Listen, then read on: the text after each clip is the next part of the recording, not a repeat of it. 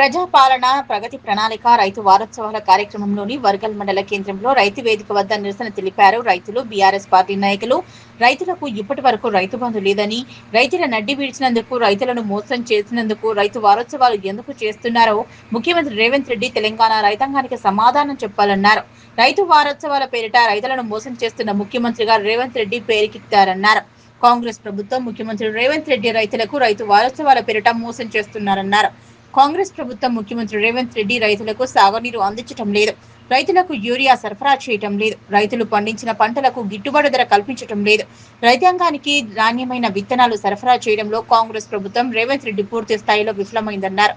ప్రజాపాలన ప్రగతి ప్రణాళిక పేరిట రైతుల వారోత్సవాల పేరిట రైతులను మరొకసారి మోసం చేయడానికి రేవంత్ రెడ్డి పూనుకున్నారని, రైతుల యొక్క నడ్డి విరుస్తున్నారని, రైతులను బిచ్చగాలుగా చేస్తున్నారని, ఇప్పటి వరకు కొనుగోలు కేంద్రాలు ఏర్పాటు చేయలేదన్నారు.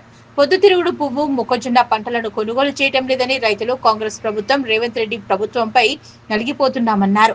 ఆర్థిక భారాలు పెరిగి, అప్పులు పెరిగి ఆత్మహత్యలు చేసుకుంటున్నామని వర్గల్ మండల ప్రజాప్రతినిధులు, బీఆర్ఎస్ నాయకులు తెలిపారు. గత కేసీఆర్ ప్రభుత్వ హయాంలో కేసీఆర్ ఎండలో సైతం రైతాంగానికి సకాలంలో సాగునీరు అందించి రైతుల పంటలను సస్యశ్యామలం చేసి గిట్టుబాటు ధరలను కల్పిస్తూ పంటలను కొనుగోలు చేస్తూ రైతులను రారాజం చేసిన ఘనత కేసీఆర్దే అన్నారు. అంతేకాకుండా భారతదేశానికి అన్నం పెట్టే అన్నపూర్ణగా తెలంగాణ రాష్ట్రం గత కేసీఆర్ ప్రభుత్వంలో మారిందన్నారు. కానీ నేడు అబద్ధాల పునాదుల మీద ఏర్పడిన రేవంత్ రెడ్డి ప్రభుత్వం రైతులకు, మహిళలకు, వృద్ధులకు, వికలాంగులకు, ఒంటరి మహిళలకు, విద్యార్థులకు, నిరుద్యోగులకు, ఉద్యోగులకు అందరినీ కాంగ్రెస్ ప్రభుత్వం రేవంత్ రెడ్డి మోసం చేస్తున్నారని బీఆర్ఎస్ నాయకులు మండిపడ్డారు.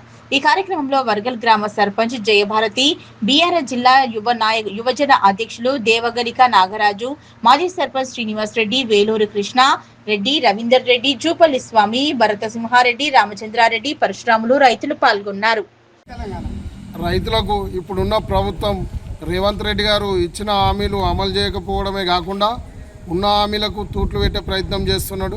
గతంలో గౌరవ మాజీ ముఖ్యమంత్రి వర్యులు కేసీఆర్ గారు కొండపోచమ్మ సాగర్ రైతులు త్యాగంతో నిర్మించబడ్డది. అక్కడ నీరున్న పైననే నీరున్న రైతులకు రాని పరిస్థితి. ప్రతి దాంట్లో రైతు బంధు కేసీఆర్ గారు పెట్టిన పథకమే, దానికి తూట్లు కొట్టే ప్రయత్నం చేస్తున్నారు. రైతులు విలవిలలాడుతున్న ఇవాళ రైతుత్సవాల పేరుతో ప్రభుత్వం అడ్వర్టైజ్మెంట్ కోసం ప్రయత్నం చేస్తున్నది. కానీ ఇక్కడికి ఒక్క రైతు కూడా వచ్చి హాజరుగాలి అంటే అర్థం చేసుకోండి రైతులు ఎంత వ్యతిరేకం ఉన్నారు అనేది. అదేవిధంగా రైతుల పక్షాన ఇవాళ పోరాడడానికి బీఆర్ఎస్ పార్టీ కార్యకర్తలు, నాయకులు ప్రతి ఒక్కరు సిద్ధంగా ఉన్నారు. ఇక్కడికి రైతు వేదికకు ఈ కార్యక్రమానికి ఒక్క రైతు కూడా రాని పరిస్థితి ఎందుకు ఏర్పడ్డది? ఇవాళ ప్రభుత్వం మీద ప్రభుత్వం నిరంకుశ పాలన, రైతులను అణచివేసే ధోరణి, కేసుల పేరుతో ఎన్నో రకాల హింసలతో రైతులను అణచివేస్తున్నారు.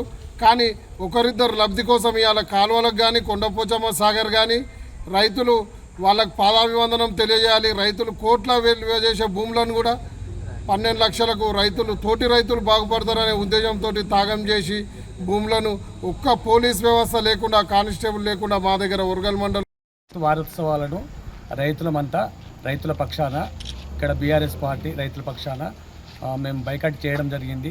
బైకట్ కారణాలు చెప్తాము. కొండపోచమ్మ సాగర్లో 15 టీఎంసీల నీళ్లున్నాయి. వర్గల్ల ప్రభుత్వంలో ఉన్న కీలక నాయకుడు గజ్వల్ తాలూకాల వర్గలాయనే ఉన్నాడు. ఈ వర్గల్ల ఈ చెరువులు నింపమంటే వాళ్ళకు మనసు వస్తలేదు.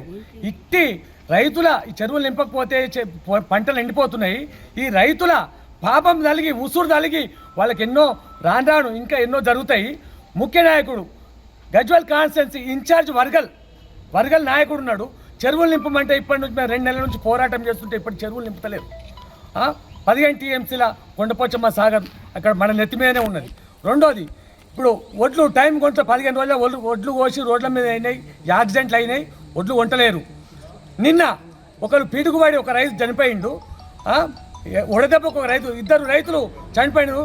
సకాలంలో ఒడ్లు కొని ఉంటే ఆ 2 రైతులు ప్రాణాలు దక్కేవి. ఇక ముందు కూడా ఏ రైతు చనిపోయినా ప్రభుత్వమే బాధ్యత వహించాలి. మేము సకాలంలో ఒడ్లు కొనాలని చెప్పి, ఇక్కడ చెరువులు నింపాలని చెప్పి ఫామ్ ఆయిల్ పెట్టమన్నారు, పంట మార్పిడి వేయమన్నారు. ఫామ్ ఆయిల్ పెట్టిన తర్వాత నీళ్ళు ఇవ్వడం లేదు. ఫామ్ ఆయిల్ చెట్లు ఇప్పుడే ఎండిపోతున్నాయి. 30 ఏళ్ళ పంట మేము ఎట్లా పండించుకోవాలి? ఉత్సవాలు కాదు ఇవి, రైతు బాధోత్సవాల్లో భాగంగా ఈరోజు మేము నిరసన చేయటము జరిగింది.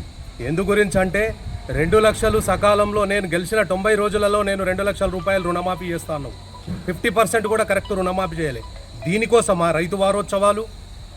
రైతు బంధు పూర్తిగా నేను అందరు రైతులకు వేస్తా అని చెప్పినవు, 50% 1 ఎకర్ ఉన్న వాళ్ళకే వేసినావు, మిగతా వాళ్ళకే వేయలేదు. దీనికోసమేనా రైతు వారోత్సవాలు?